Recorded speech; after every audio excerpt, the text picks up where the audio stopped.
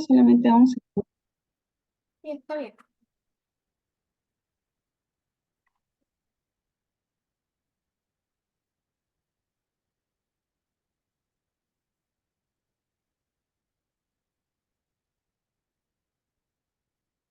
Ya. Bueno, muy buenas tardes a todos los participantes. Sean bienvenidos a Biloyer. Mi nombre es Camila Moromisato y esta noche tengo el honor de acompañarlos en esta sesión del curso de Derecho Laboral Público. En esta ocasión contamos con la distinguida presencia de la doctora Ramírez, abogada con una sólida formación y amplia experiencia en el ámbito del derecho laboral. Ella es egresada de la Universidad de Lima y ha cursado un curso de estudios en posgrado en Derecho Laboral y Seguridad Social en la Pontificia Universidad Católica del Perú. Su experiencia abarca asesoría legal en materia laboral, la gestión de relaciones laborales, negociación colectiva y resolución de conflictos en diversas organizaciones del sector privado.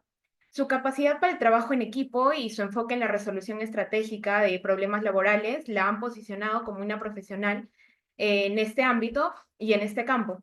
Para quienes nos acompañan a través de la plataforma de Zoom y en la transmisión en vivo por nuestras redes sociales, les recordamos que pueden hacer sus preguntas acerca de la presentación de la doctora durante toda la sesión. Asimismo, al final, la doctora se encargará de responderlas y absolver sus dudas. También quería mencionarles que si están interesados en el certificado acreditado por el Ilustre Colegio de Abogados de Sullana, no duden de comunicarse con nosotros a nuestros canales de WhatsApp y a nuestras redes sociales.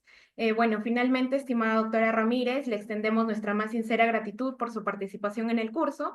Nos sentimos muy honrados con su presencia y sin más preámbulos le cedemos la palabra para que pueda iniciar con su presentación. Muchísimas gracias a Biloya por la presentación y solamente precisar un datito, no vengo de la Universidad de Lima, soy de la Pontificia Universidad Católica como egresada, solamente esa precisión. Y bueno, un poco la idea de esta presentación, en base a lo que ya se ha ido avanzando, seguramente lo han visto en otras presentaciones, está enfocado, si bien al régimen laboral público, la presentación del día de hoy tiene que ver un poco con las diferencias entre ambos regímenes. ¿Está bien? Entonces, un poco es hablar sobre la diferencia, o el objetivo de esta presentación es hablar sobre la diferencia entre ambos regímenes, un poco quizás empapando con mi experiencia desde el lado en el sector público y que ustedes también, disculpen, en el sector privado y que ustedes también lo puedan complementar con lo que han ido aprendiendo hasta este momento. Por ahí creo que vi un chat. Sí, claro que sí. Carla, al finalizar yo voy a estar compartiendo con Biloyer la presentación, por eso no se preocupen. La idea es que quizás ahora sea un poco fluido, yo voy a hacer pequeñas pausas, porque entiendo que solamente tengo hasta las 7, así que voy a tratar de hacer pequeñas pausas, y si no, al finalizar la exposición ya voy a tratar de absolver sus preguntas. Entonces, nuevamente, el tema es hablar un poco de las diferencias entre el régimen laboral del decreto legislativo 276 y un poco del decreto legislativo 728. Mi experiencia está más enfocado en el privado, pero por ahí podemos abordar las diferencias principales.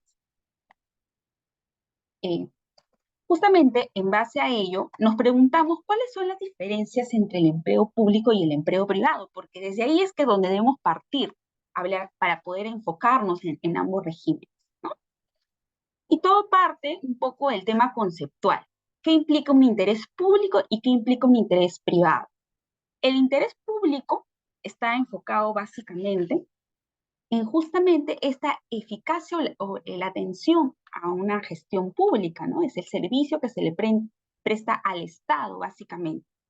Y en base a esta eficiencia y eficacia en la gestión pública, porque a quien va a ser tu empleador va a ser el Estado, es que se creó todo diferentes regímenes, pero en específico el decreto legislativo 276, ¿no? Que está enmarcado justamente una carrera administrativa, enfocado nuevamente en este interés público eh, que está ligado a este régimen. En contraste tenemos el interés privado.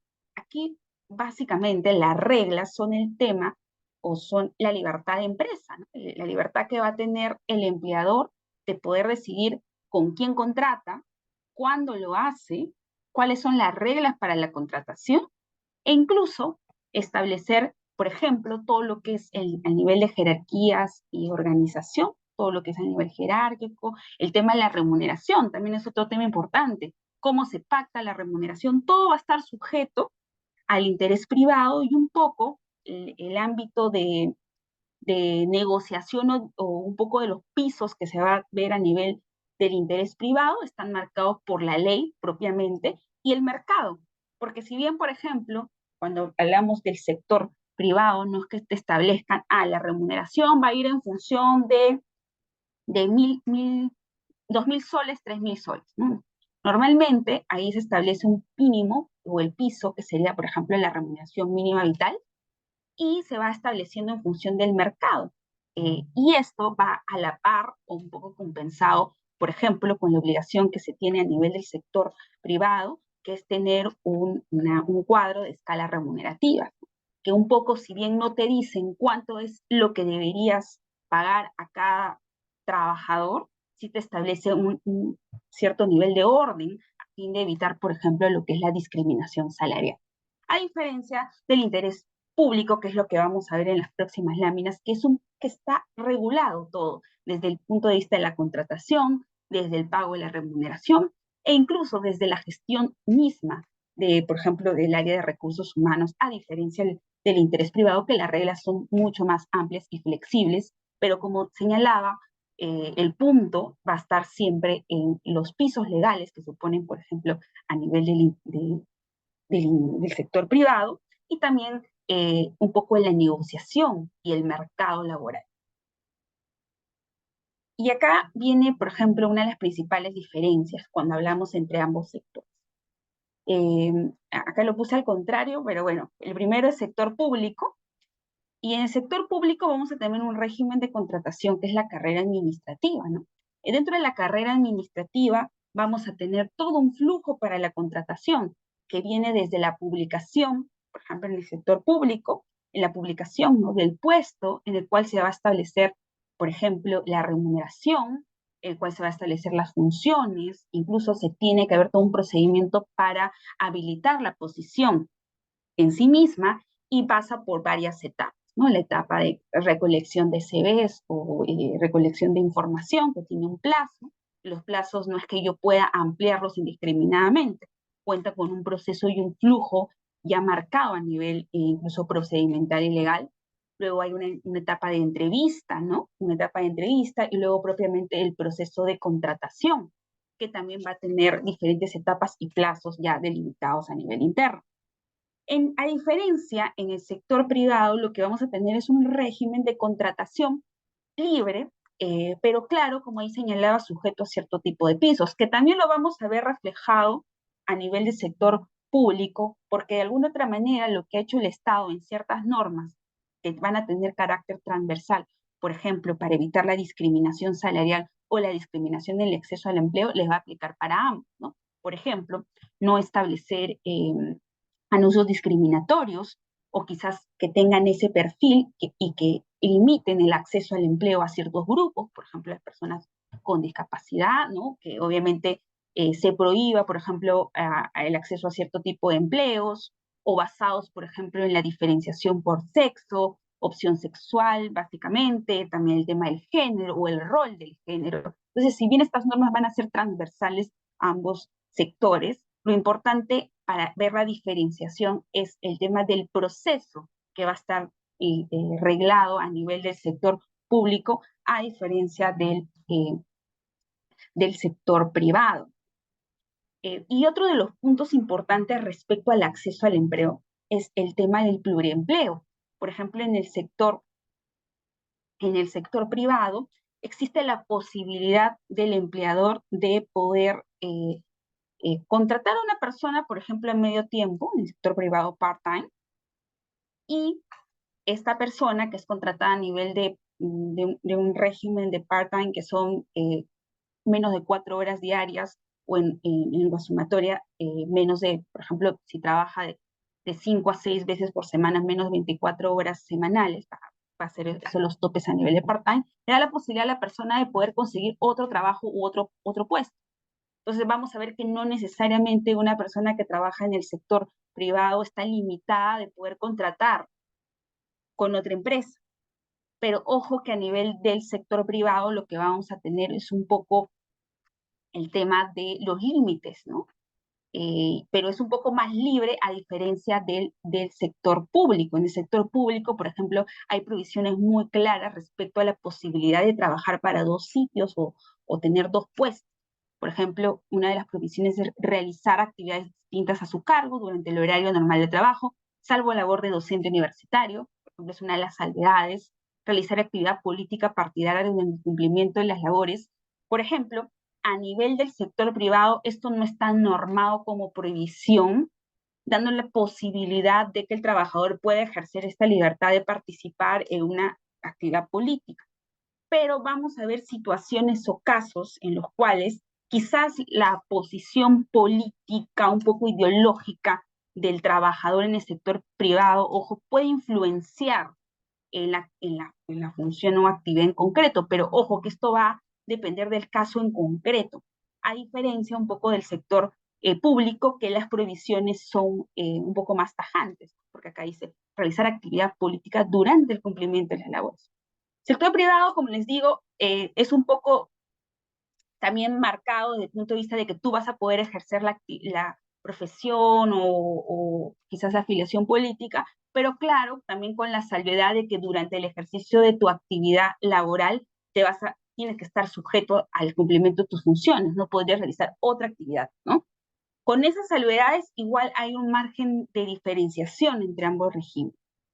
Por ejemplo, de realizar actividades comerciales, industriales o financieras que puedan generar un conflicto de intereses con su trabajo en la administración pública. Eso también es un precepto general para el sector privado, para el sector público. Para el sector privado, nuevamente, va a depender del caso en concreto. No es tan sencillo hablar de un conflicto de intereses, al punto de que incluso las empresas muchas veces tienen que regular una política interna de qué entiende por conflicto de interés. Por ejemplo, un conflicto de intereses se puede dar cuando tú realizas la misma actividad empresarial que tu empleador, ¿no? Por ejemplo, yo me dedico a la venta o a la producción de productos de primera necesidad y también mi empleador se dedica a lo mismo. Vendo los mismos productos, incluso aquí hablamos de un conflicto.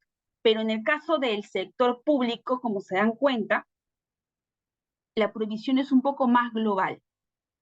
Y otro de los puntos importantes es que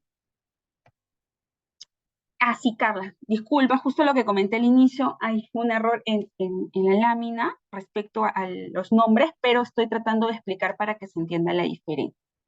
Como señalaba, las diferencias básicamente son el tema de la contratación, en el acceso al empleo, y el tema de las prohibiciones que no son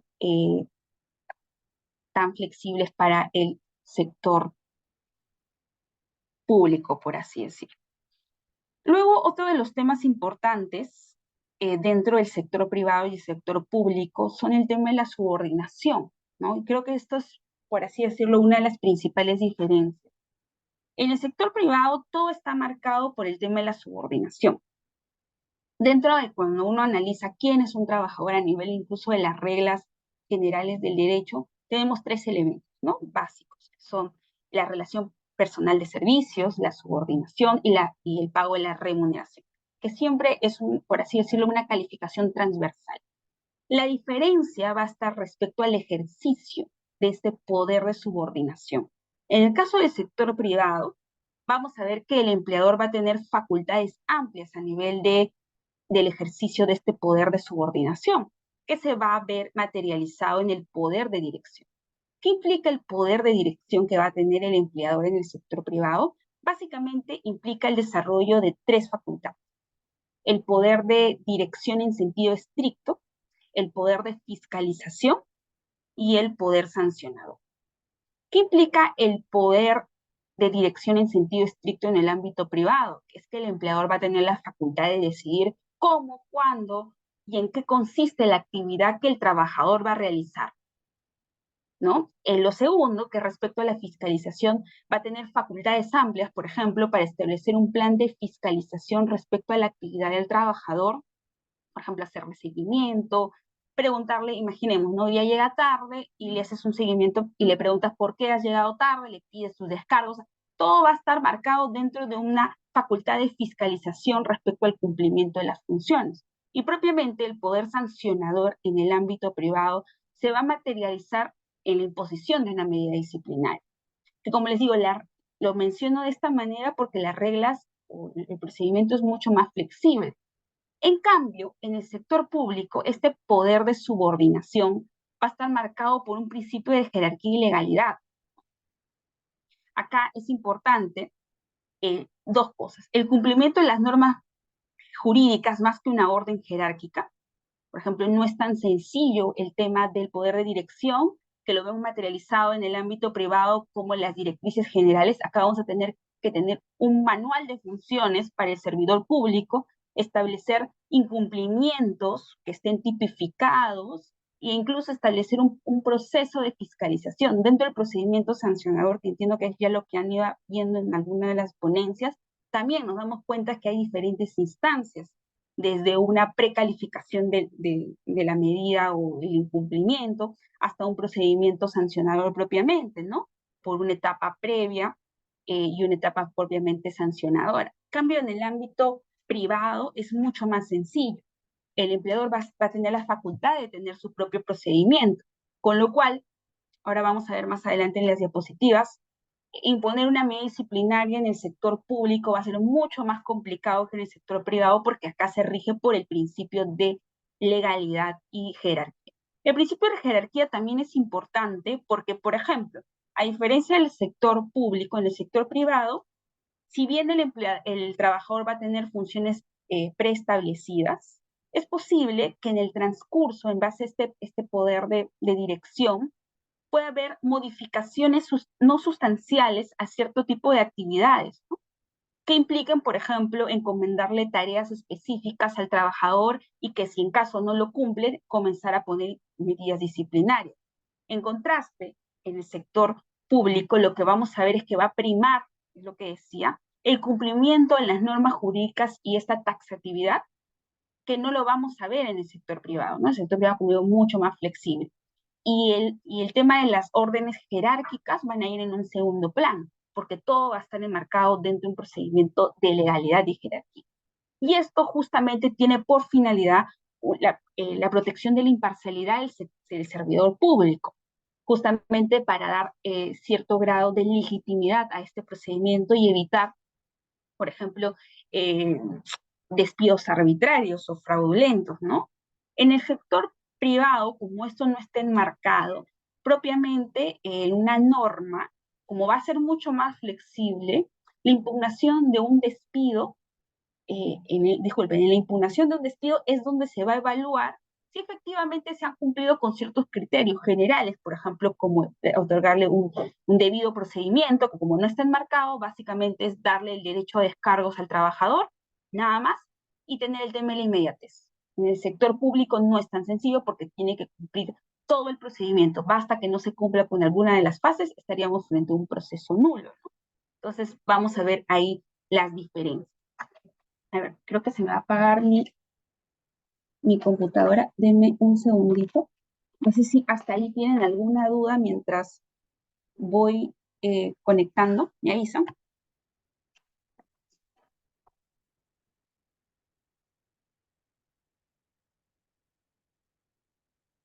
Ya bueno, si no hay ninguna duda, yo continúo. Sobre el tema de la remuneración, nuevamente, marcábamos que dentro del concepto de un trabajador o dentro del concepto de trabajador tenemos estos tres elementos, ¿no? La prestación personal de servicio, la subordinación, que hemos visto que en el sector privado y el sector público va a ir cambiando un poco, y la remuneración, que también es un elemento clave cuando nosotros calificamos a alguien como trabajador, va a haber cierto grado de diferenciación entre ambos sectores. A ver, creo que hay algunas preguntas por ahí. A ver, Carla me pregunta, ¿por qué en determinadas circunstancias se utilizan las normas del sector público, por qué en determinadas circunstancias se utilizan las normas del sector privado al sector público y viceversa, inclusive el caso? ¿Cómo así? Ok, como les señalaba, a nivel específico, por ejemplo, en lo que es un régimen disciplinario, vamos a tener una regla específica para el sector público. O sea, el sector público se va a enmarcar dentro de la Ley de Servicio Civil, dentro de las reglas del procedimiento administrativo disciplinario, que es el PAD, es un procedimiento regular. Eso no lo va a compartir el sector privado. O sea, hasta ahí no hay ninguna compatibilidad entre ambos regímenes. La compatibilidad va a estar respecto a normas transversales, que podrían ser, por ejemplo, evitar la discriminación en el acceso al empleo, que era lo que comentaba al inicio. Esto parte más allá del hecho de que hablemos de un trabajador del sector privado o sector público, el hecho, por ejemplo, de establecer un marco de evitar la discriminación en el acceso al empleo, que es algo más transversal. Claro, por ejemplo, en las cuotas, también otro de los puntos y otro de los, dentro de estas normas transversales tenemos la cuota de contratación de personas con discapacidad, que claro, hace una diferencia respecto a la cuota en el sector privado, el sector público, pero al fin y al cabo es una norma transversal, ¿no? Por ejemplo, el régimen de prevención contra el hostigamiento sexual también, nuevamente, es algo macro que incluye quizás a nivel de procedimiento ciertas diferencias, pero todos parten de un enfoque general, ¿no? Prevenir el hostigamiento sexual dentro del espacio de trabajo. Las normas de seguridad y salud en el trabajo también van a ser transversales a nivel de principios, ¿no? Pero obviamente van a tener diferentes órganos a nivel orgánico en el ámbito del sector público. Va a haber diferencias siempre en el nivel procedimental porque el público, nuevamente, se rige por el principio de legalidad y es muy importante que una norma desarrolle el proceso, pero de alguna otra manera va a compartir estos rasgos generales a nivel de políticas públicas y a nivel de, por ejemplo, prevención, como les decía, frente al hostigamiento sexual, prevención frente a todas formas de discriminación, entre otros. Entonces, a ese nivel es que vamos a encontrar un grado de similitud, por así decir. A ver, ¿qué más me dicen? Por ejemplo, la exoneración de la solicitud de renuncia en el sector privado, la norma es un poco más específica respecto a que el empleador puede aceptar una renuncia y tiene el plazo de 3 días para denegarla, ¿no? Informándole que se está denegando porque, o mejor dicho, no se está exonerando el plazo de preaviso de los 30 días, como una persona renuncia en el sector privado, tienes que avisar con estos 30 días de anticipación y el empleador dentro del plazo de los 3 días puede denegarte esta exoneración y decirte que sigas laborando. O sea, un poco más normas más específicas a nivel del sector privado, que están regidos por la 728. A diferencia del sector público, que vamos a ver que a nivel, por ejemplo, de la 276, tenemos normas específicas. Bueno, si he absuelto la duda, entonces vamos al tema de la remuneración, que es otra de las principales diferencias. Nuevamente, el tema de la remuneración, en el sentido de que es un elemento esencial en un contrato de trabajo, vamos a ver marcadas ciertas diferencias entre ambos regímenes. En el sector privado, vamos a tener una remuneración con una prestación directa, que puede ser incluso en especies. Hay una norma especial que regula la posibilidad, por ejemplo, de pagos mediante suministro directo, suministro indirecto, el tema incluso de la posibilidad de pagar con ciertos productos de la empresa, ¿no? A ese nivel hemos llegado, en el sentido, a diferencia del sector público, que normalmente son temas remunerativos, o sea, dinero, y además está establecido incluso en base al presupuesto público, ¿no? Entonces, no es que a mí me puedan aumentar de manera simple la remuneración, pasa de todo un proceso de aprobación del presupuesto público, ya establecidos incluso el nivel de las escalas remunerativas. En cambio, en el sector privado es muy común incluso, por ejemplo, que un día el empleador decida, ¿sabes qué? Voy a otorgar un bono por productividad, porque mis trabajadores están produciendo más de lo debido o están produciendo en plenitud para el empleador, ¿no? Entonces, establece un bono por productividad, un bono por asistencia al centro de trabajo. Quiero promover, como empleador decido que quiero promover que mis trabajadores asistan puntualmente al centro de trabajo y asimismo se les premia a los que asisten durante un determinado tiempo. Creo un bono sujeto a asistencia. Entonces, estoy creando diferentes bonos. Incluso la flexibilidad que tienen, por ejemplo, para dar licencias, muy conocido en el sector privado los viernes de verano, ¿no? Que es una flexibilidad que se le da al trabajador para que a partir de los viernes, por ejemplo, trabaje solamente en mediodía. Impensable en el sector público desde el punto de vista de legalidad. Tendría que haber todo un proceso para poder obtener un beneficio similar. Incluso las bonificaciones están dadas ya por ley. Entonces, no es tan simple establecer bonos, establecer aumentos salariales en el caso del sector público. Todo está regido por el límite, que sería el presupuesto público. e incluso están vinculados a políticas públicas, su progresión en la carrera, entre otros, ¿no? Y otra posibilidad del sector privado es esta libre disposición del salario, que también se ve materializado en el sector público ya cuando el trabajador o el servidor, disculpen, recibe la remuneración, pero en principio no hay posibilidad, por ejemplo, de pactos en contrario para efectos de descuentos en el sector privado, por ejemplo, en el sector bancario o en otros. Se establecen, por ejemplo, préstamos, facilidades que se le pueden dar a los trabajadores para que ellos puedan acceder a algún producto o algún servicio que produce la empresa. Entonces, imaginemos que accede a un préstamo y ese préstamo es cobrado mediante descuento en planilla, que es directamente dado por el empleador. Sector público hacen alianzas, convenios, pero el procedimiento es muy distinto e incluso se aplican mayores filtros para efectos de, por ejemplo, aplicar todo este tema de descuentos o pagos por algún servicio ofrecido. Nuevamente, el sector público es mucho más complicado porque la actividad no está ligada a la producción necesariamente de bienes o servicios, sino más que todo enfocados en la función pública o el servicio a la comunidad, como señalaba al principio, el interés público. No sé si hasta ahí tienen algún comentario, duda o algo que quisieran añadir.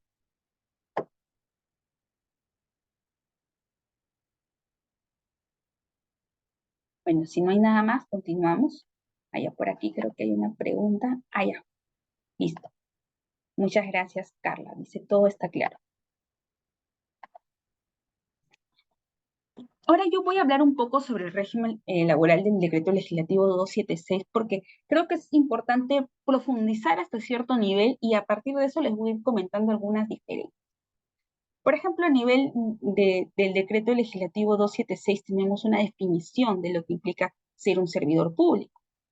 Acá se establece que un servidor público va a ser un funcionario que presta servicios en entidades de la administración pública con contrato de la autoridad competente, ¿no? Que pasa todo este proceso de selección, todo este proceso de contratación y el inicio de la carrera pública, que es lo que comentaba, con las formalidades de la ley, jornada y sujeto a la retribución remunerativa permanente en periodo regular.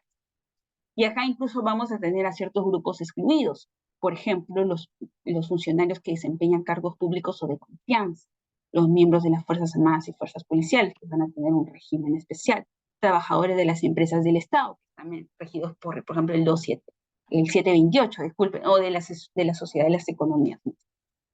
Por ejemplo, a nivel de los cargos de confianza en el sector privado, no es que hagan un régimen 2728 para los trabajadores de confianza y los trabajadores no de confianza, sino en el 728 tenemos un marco general para los trabajadores de dirección y de confianza, que los de dirección y confianza se van a diferenciar respecto, por ejemplo, a la información que ellos conocen y también a nivel jerárquico, ¿no? Cuán cerca manejan información relacionada a la gestión, a, por ejemplo, información confidencial o a quien, a nivel jerárquico, a quien reportan directamente. A nivel, por ejemplo, del régimen laboral de la actividad privada, tú vas a poder contratar a un personal de confianza, imaginemos un director de la empresa, un cargo de confianza y dirección, o un supervisor bajo las mismas normas, solamente que ya a nivel de la práctica, por ejemplo, va a haber algunas diferencias. Un personal de confianza no sujeto a fiscalización inmediata, en teoría no va a tener un derecho al pago de horas extras, en tanto no está sujeto a una fiscalización inmediata. Pero la calificación va a depender mucho si cumple con los requisitos de la ley. El personal de dirección, que siempre y cuando tenga la posibilidad de elegir o no cuándo salir de vacaciones, en caso no salga, por ejemplo, no se le va a pagar una indemnización por el no goce de las vacaciones durante el plazo legal. Entonces vamos a ver algunas diferenciaciones ya a nivel de las normas especiales, pero no es que existe un régimen de contratación diferenciado. Todos los del 728, sean personal de dirección de confianza, se engloban bajo el 728. En cambio, en el nivel del decreto legislativo 276, vemos que definen un concepto de servidor público y luego comienzan a hacer exclusiones en función si es de confianza, en función si pertenece quizás a un régimen especial. Entonces, una de las principales diferencias vamos a tener en ese punto. Por ejemplo, otro de los puntos importantes a nivel del régimen laboral del decreto legislativo 276 es el tema de los grupos ocupacionales que implican la carrera administrativa, ¿no? Tenemos los grupos profesionales, grupos técnicos, grupos de auxiliar. Por ejemplo, los grupos profesionales están formados por servidores con título profesional o grado académico.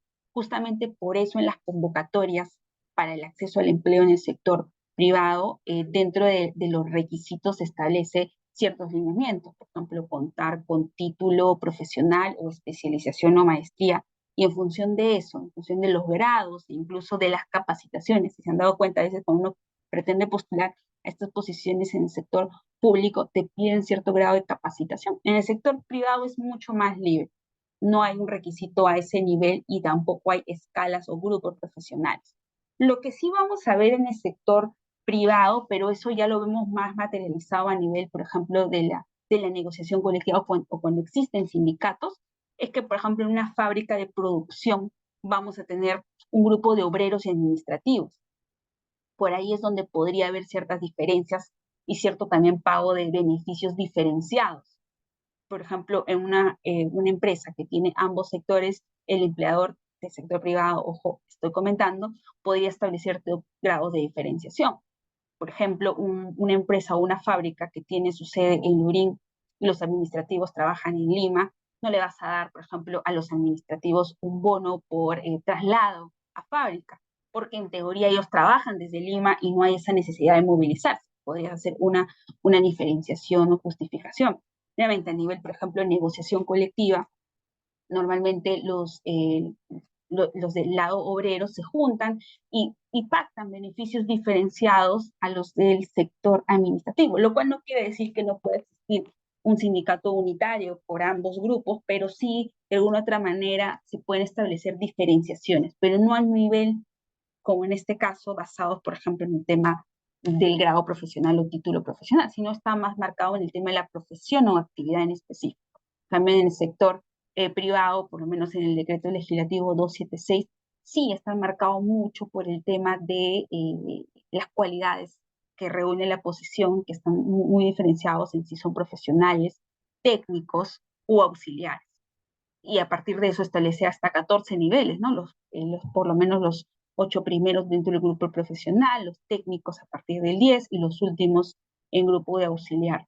Entonces sí es muy importante nuevamente del, del sector público el tema de la formación y la predelimitación del puesto de trabajo y los requisitos que se van a requerir, para que se van a necesitar para la posición en específica, a diferencia del sector público, disculpen, el sector privado mucho más flexible y el sector público marcado por estos grupos profesionales. No sé si hasta este momento tienen alguna duda o algo que por ahí quizás hayan visto en su experiencia.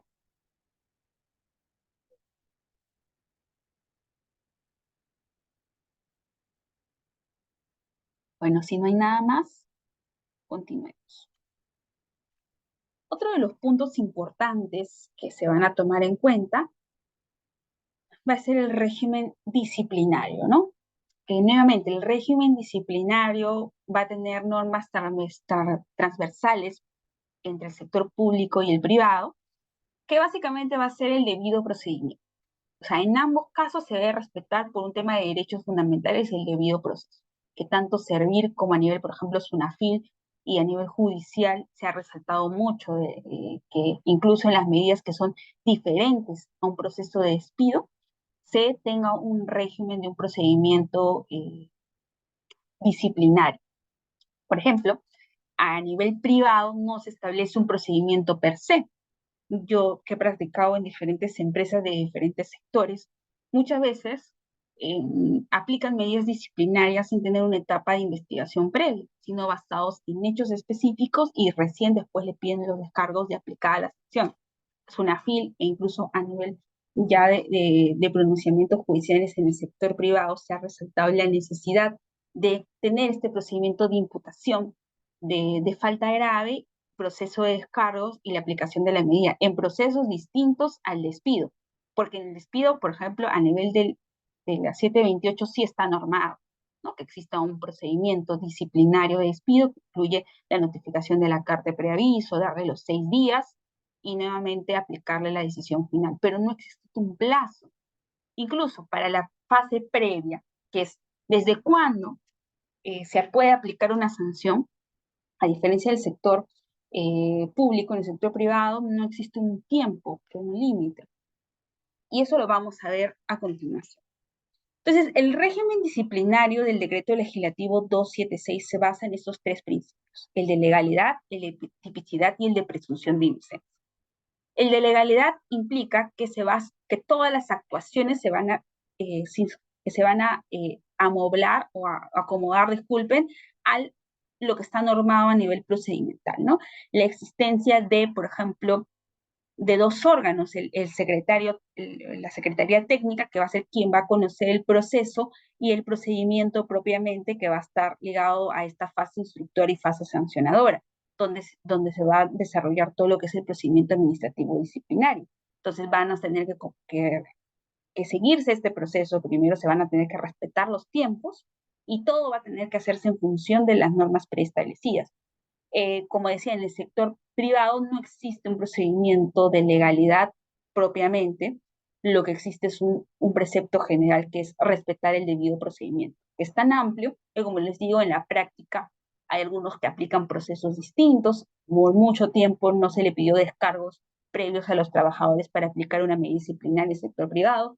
Y esto, como les digo, ha ido cambiando en función de la jurisprudencia y también de los órganos administrativos, pero no es tan marcado como en el procedimiento del decreto legislativo 276. La tipicidad. En el ámbito de la tipicidad, por ejemplo, en el sector privado, por lo menos para aplicar el despido está regulado, que son las causas justas de despido, ¿no? Que está en el artículo 25 de la 728.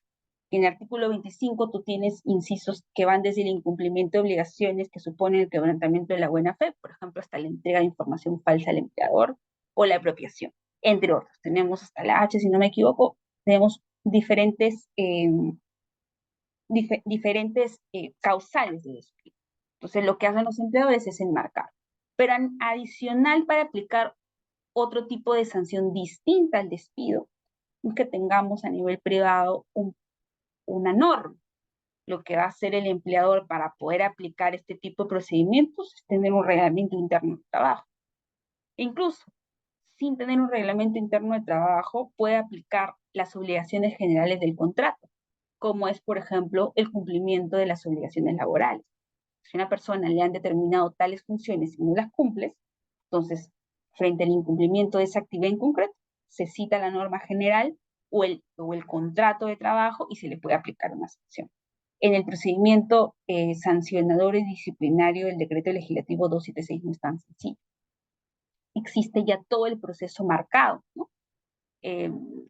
Ahí vamos a tener un régimen transversal para aplicar las medidas disciplinarias, que es justamente guiado por este procedimiento administrativo disciplinario, que ya te establece cuándo corresponde, por ejemplo, una llamada a atención, una aplicación de una suspensión que se lleva, por ejemplo, en el sector privado, e incluso el tema del despido, ¿no? Para el caso del sector público, que va a estar marcado por normas específicas. Y la presunción de licitud, que implica justamente el respeto de la legalidad del procedimiento, la tipicidad de que la falta esté normada y preexista, ¿no? Antes de la comisión de la falta, y la presunción de licitud, que implica que la administración va a ser el encargado de acreditar el tema de la falta grave a nivel justamente del proceso de investigación previa, que a diferencia del sector privado, que en teoría, por lo menos a nivel del precepto, es que quien imputa la falta debería demostrarlo, está muy sujeto también al tema de la flexibilidad. Si yo puedo imputar una falta grave, por ejemplo, de incumplimiento de obligaciones, ¿no? Va a quedar el hecho objetivo sin cumplir las funciones, pero muchas veces va moldeado por el tema de la manifestación del trabajador, pues la justificación o un atenuante que pueda haber tenido para el incumplimiento de esta función en específica. Va a quedar un poco en la cancha o en el campo del trabajador acreditar lo contrario, ¿no? Que el incumplimiento no se debió a un tema de negligencia, sino quizás a un tema de responsabilidad compartida, entre otras posibilidades. Entonces, la presunción de licitud da una mayor carga de la prueba, por así decirlo, dentro del proceso mismo administrativo para el sector público, a diferencia del sector privado, que como nuevamente es mucho más flexible. Entonces, a nivel del régimen laboral del decreto legislativo 276, vamos a tener lo que es el procedimiento administrativo disciplinario, ¿no? Que en primera instancia lo va a conocer en la Secretaría Técnica, que es una función específica desempeñada por un servidor, quien va a recibir la denuncia y va a iniciar de oficio la investigación. Y va a emitir este informe de precalificación, donde incluso puede archivar el proceso porque no da mérito a un procedimiento de investigación. De alguna otra manera, esta fase previa llevada a cabo por la Secretaría Técnica da un filtro para que se inicie recién con la fase instructora, en la cual se va a evaluar ya propiamente luego de la investigación previa la imputación formal de la falta y la fase sancionadora que implica ya la aplicación de la falta, incluso la posibilidad de reevaluar la medida disciplinaria en función de los descargos, si tuviera un tema de impugnación. Esto no se ve nuevamente como se llama en el sector privado. El sector privado es mucho más fácil, no existe una investigación previa, una fase instructora, una fase sancionadora. A lo máximo, en mi experiencia, existe una investigación previa que termina con la toma de manifestación del colaborador y la aplicación de la medida, y luego eventualmente la posibilidad de presentar descargos, pero no está normada y no existen plazos. Incluso la existencia de la inexistencia, disculpen, de los plazos no hace que el procedimiento a nivel del sector privado se vuelva inválido, porque queda un poco a discrecionalidad del empleador. Nuevamente, lo único que se ve a nivel, por ejemplo, sancionador en el sector privado es la posibilidad de que el trabajador tenga un debido procedimiento y la aplicación del derecho de defensa, ¿no? Y el tiempo del procedimiento administrativo disciplinario también es otra diferencia bien marcada entre ambos regímenes. Para iniciar un procedimiento disciplinario en el sector público, tenemos estos plazos, que son 3 años desde la comisión de la falta o 1 año desde que la Oficina de Recursos Humanos tomó conocimiento de la falta. ¿Con qué tema está ligado el tema del inicio del procedimiento administrativo disciplinario? Con el tema de la inmediatez. ¿Por qué? Porque a nivel de precepto ya del derecho laboral o a nivel sancionador, se busca que se respete este principio de inmediatez, que implica que una vez conocida la falta por el empleador, sea un empleador público o privado, se aplique, ¿no?, la sanción. A nivel del sector privado no existe un tiempo, pero a nivel de la jurisprudencia lo que se ha marcado es que se tenga estos 30 días entre el conocimiento de la falta y la aplicación de la medida que hace un plazo razonable. Ojo que esto va a depender del caso en concreto, porque puede ser que yo, uno, tengo una investigación en curso, que si bien conocí la falta hoy, que ya estamos, 27 de enero, no la aplique porque tengo que iniciar un procedimiento de investigación y esta investigación incluso a nivel orgánico puede implicar 3 meses de investigación o puede implicar en algunos casos 2 meses, basados en criterios como la complejidad del caso, los números de trabajadores involucrados, entre otros factores que pueden complejizar la investigación. Entonces, cuando un juez a nivel del sector privado evalúa el tema de la inmediatez o el tiempo para aplicar, en otras palabras, el procedimiento administrativo disciplinario en el ámbito privado, es ver un poco la razonabilidad, ¿no? Si yo tuve un procedimiento en el cual me tomó tanto tiempo de investigación y el otro me tomó menos tiempo, entonces tendré que evaluar qué implicancias tuvieron ambos casos. Tendré que analizar el caso en concreto, evaluar la complejidad, los números involucrados, el monto involucrado, incluso la investigación o, por ejemplo, la descentralización que existe a nivel de la organización. Entonces, en cambio, en el sector público vemos reglas un poco más generales, marcado, por ejemplo, desde 3 años de la comisión de la falta. O sea, no hay un tema de justificación o razonabilidad necesariamente aplicados en el procedimiento administrativo disciplinario en el sector público, porque básicamente yo podría aplicarle una sanción luego de 3 años de conocer la falta, porque a nivel de carga quizás demoró mucho la investigación. Entonces, esos temas son diferentes en el sector privado, que nuevamente se cuida muy bien la inmediatez. Aquí, por ejemplo, 1 año desde que el órgano de recursos humanos tomó conocimiento de la falta, que también tiene que ver con el tema de inmediatez, nuevamente, pero ya están marcando diferente. Entonces, eso es otras de las diferencias más importantes a nivel, por ejemplo, sancionador, cómo se ve reflejado el tema de la inmediatez, tanto en el privado como en el público. Y por último, ya para terminar, tenemos que ver este tema de las fases sancionadoras, las fases del procedimiento administrativo disciplinario, ¿no? Que nuevamente está marcado por la investigación previa, la fase instructora y la fase sancionadora, que no lo vamos a ver en el régimen laboral de la actividad privada por el 728. Ya estamos próximos a terminar en 4 minutos. No sé si hasta aquí tienen algún comentario o algo que no haya quedado claro de la presentación. Nuevamente, la presentación, mientras comentan por ahí o levantan la mano, la presentación ha tenido por finalidad establecer las principales diferencias entre el régimen público y el régimen privado, pero en el marco del Decreto Legislativo 276 y 728. La idea era ver las diferencias sustanciales que van desde el tema de la contratación, el tema del pago de la remuneración e incluso la aplicación del régimen disciplinario. Esas son las tres principales. Se dan cuenta, si lo quieren resumir, básicamente está ligado al tema del principio de legalidad, ¿no? Que era lo que comentábamos en una de estas diapositivas, principio de jerarquía y legalidad, y en el otro sector privado, normas básicas transversales, ¿no? Derechos mínimos, por así decirlo, y la facultad del empleador de flexibilizar incluso el tema remunerativo, el tema del poder de dirección, entre otros. Entonces, ¿tienen algún comentario?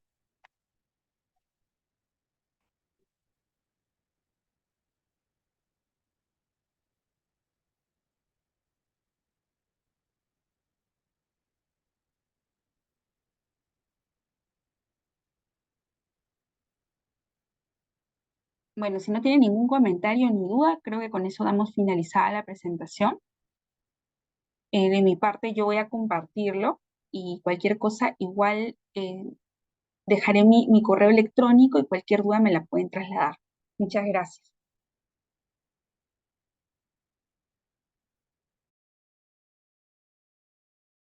Ya, sí, lo comparto por aquí, por el chat. Doctora, ¿cómo está? Buenas tardes. Tengo una persona con la mano levantada Ya, de hecho que quiere hacerle una consulta. Denme un segundo, le voy a reactivar el micro para que pueda hacerle su pregunta. ya, listo.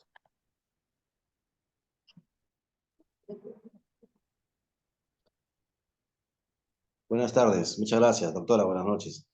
¿Cómo está? Eh, con respecto a lo último que usted mencionaba, en el sector privado decía que no hay etapas para lo que es el régimen disciplinario, pero en cuestión de tiempos, ¿cómo se manejaría el hecho de tratar de repente una falta? O sea, ¿hay al menos un tiempo estimado o desde el momento en que se le imputa la falta, podría haber determinada cantidad de días para poder resolver y todo eso?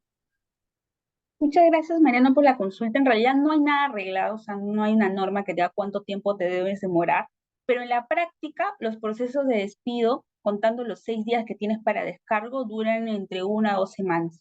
Porque si son 6 días naturales que tienes para presentar descargos, desde la imputación, evalúas los descargos, te puede tomar 1 semana y media. Eso hablo a nivel del proceso de despido.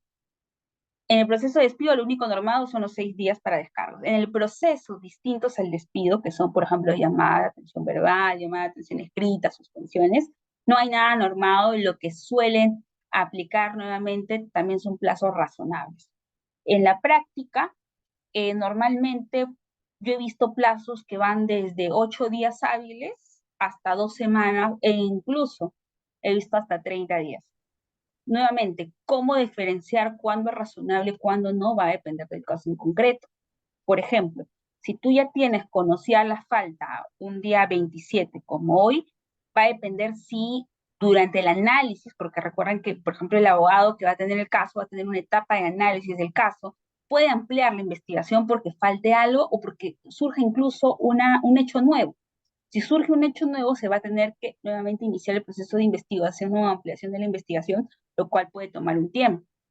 Entonces, si manejamos un plazo de 7 días, en los 7 días puede emitir la medida, que puede estar luego por la etapa de la presentación de descargo, o tener una etapa, un proceso distinto, que es la imputación de la falta, tipo un procedimiento de despido, el plazo para descargos, que no necesariamente tiene que ser 6 en una medida distinta de despido, pueden ser 6, 3, 4. Nuevamente, no es que exista una norma, pero en la práctica se suele equiparar lo del proceso de despido en un procedimiento distinto a este, como sería el de llamada, atención, suspensión. Entonces, nuevamente, proceso de despido 2 semanas, aprox, considerando los 6 días para descargo. En los procedimientos distintos al despido no hay un plazo, por así decirlo, pero lo que se maneja es la razonabilidad, que puede estar entre los 8 a 1 semana y media, dependiendo de cada caso en concreto. No sé si con eso, Mariano, logro absolver tu duda. Sí, doctora, solo para terminar, y cuando de repente el empleador emite algún documento sancionador hacia el empleado privado, ojo, ¿este trabajador tiene la posibilidad de hacer una especie de apelación o solo un descargo? Ya. Lo que pasa es que a diferencia del sector público, en el sector público incluso hay instancias para apelar, ¿no? Normalmente quien revisa puede ser el segundo órgano. En el sector privado no. Sector privado, normalmente quien ejecuta la sanción es el ámbito, la persona de recursos humanos o su jefe directo, ¿no? Entonces, si la persona de recursos humanos conoce la falta, entonces esa misma persona va a resolver el caso y va a tener que sustentar por qué los descargos del trabajador no tienen asidero o tienen asidero. El plazo para presentar descargos normalmente no está en una norma, lo que va a ser necesario que la empresa determine un plazo. Normalmente son 3 días, por ejemplo, en los reglamentos internos que yo he visto. En el reglamento interno se establece que el trabajador va a tener un plazo de 3 días para presentar su descargo y la empresa va a tener un plazo de 3 días más para responder. Pero si no está normado, lastimosamente se va a tener que guiar un poco por el tema de la razonabilidad, pero no hay doble instancia atendiendo tu pregunta y tampoco hay un procedimiento establecido. Todo va a depender de lo que cada empresa pacte a nivel de su reglamento interno de trabajo y si no hay razonabilidad. Muchas gracias, doctora. Gracias, María.